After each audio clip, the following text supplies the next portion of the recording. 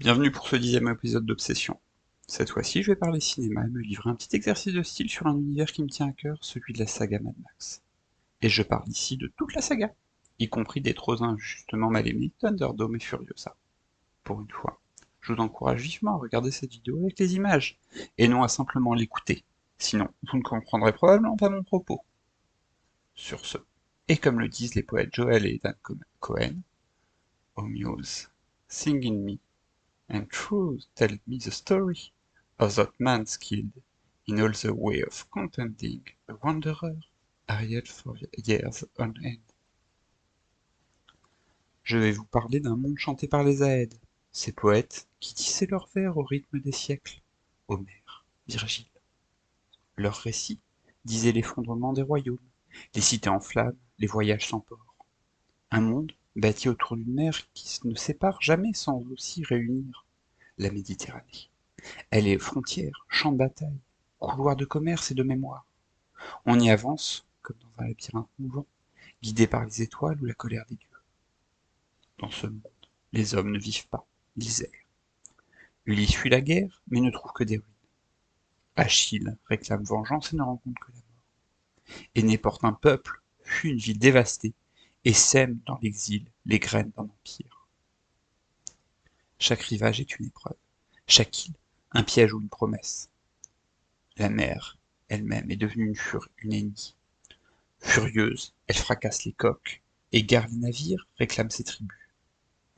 Les monstres rôdent, géants, sirènes, rois corrompus.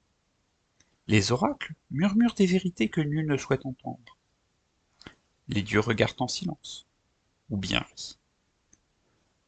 Puis viennent les cités. Elles s'élèvent dans la pierre et le feu. Athènes, Thèbes, Rome.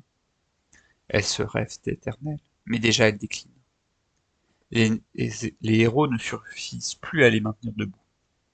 Alors naissent d'autres figures, des enfants abandonnés qui fondent des empires sur les cadavres des anciens.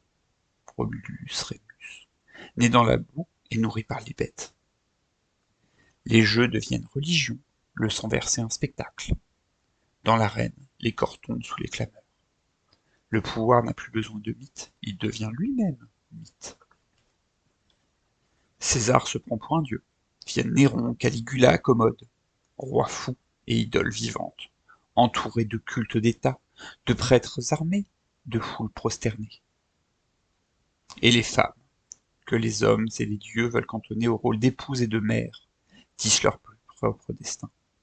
Pénélope attend, mais elle se bat à sa manière. D'autres deviennent chasseresses, guerrières, reines exilées. Artémis marche au milieu des ruines, et nul n'ose lui barrer la route. Tout chute, tout brûle, mais dans les cendres, on entend encore les chants, non pas les chants de victoire, mais ceux des survivants.